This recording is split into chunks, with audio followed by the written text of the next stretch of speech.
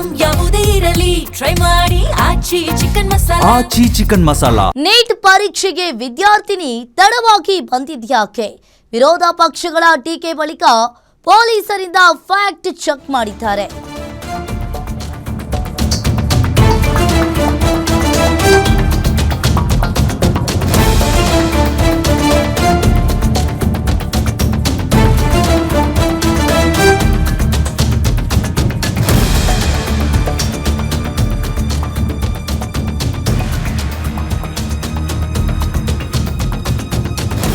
Neat ಪರೀಕ್ಷೆಗೆ ವಿದ್ಯಾರ್ಥಿನಿ ತಡವಾಗಿ ಬಂದಿದ್ಯಾಕೆ?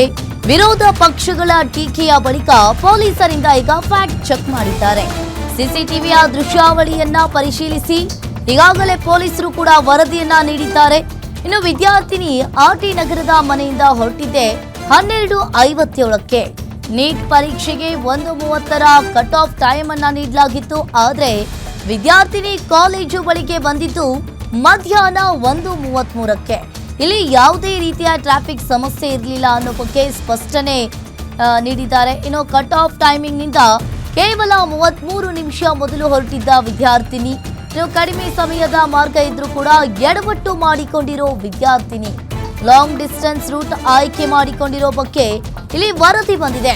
ಇನ್ನು ಸಾರ್ವಜನಿಕ ಕಾರ್ಯಕ್ರಮದಿಂದ ಉಂಟಾದ ಟ್ರಾಫಿಕ್ ಜಾಮ್ ಕಾರಣವಲ್ಲ, ಅಗತ್ಯವಿದ್ದ ಕಡೆ ವಾಹನ ಸಂಚಾರಕ್ಕೆ ಪೊಲೀಸರು ಅನುವು ಮಾಡಿಕೊಂಡ್ರೂ ಕೂಡ ಮಾಹಿತಿ ಬಂದಿರುವಂಥದ್ದು.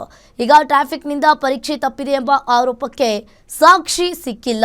ತಡವಾಗಿ ಹೊರಟಿದ್ದು ಮತ್ತು ದೀರ್ಘ ಮಾರ್ಗ ಆಯ್ಕೆ ಪ್ರಮುಖ ಕಾರಣ ಅನ್ನೋದು ಗೊತ್ತಾಗಿದೆ.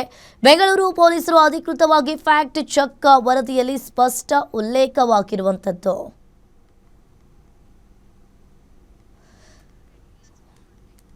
ಈ ಬಗ್ಗೆ ಹೆಚ್ಚಿನ ಡೀಟೇಲ್ಸ್ ಅನ್ನ ನೀಡ್ತಾರೆ metro bureau head Ullas phone ಸಂಪರ್ಕದಲ್ಲಿ ಜಾಯಿನ್ ಆಗಿದ್ದಾರೆ. ಉಲ್ಲಾಸ್, ಈಗ ನೀಟ್ ಪರೀಕ್ಷೆಗೆ ವಿದ್ಯಾರ್ಥಿನಿ ತಡವಾಗಿ ಬಂದಿದ್ಯಾಕೆ ಅಂತ ಹೇಳಿ ಪೊಲೀಸರು ಕೂಡ ಫ್ಯಾಕ್ಟ್ ಚೆಕ್ ಮಾಡಿದ್ದಾರೆ. ಏನಿದೆ ಇದ್ರ ಬಗ್ಗೆ ಹೆಚ್ಚಿನ ಡೀಟೇಲ್ಸ್?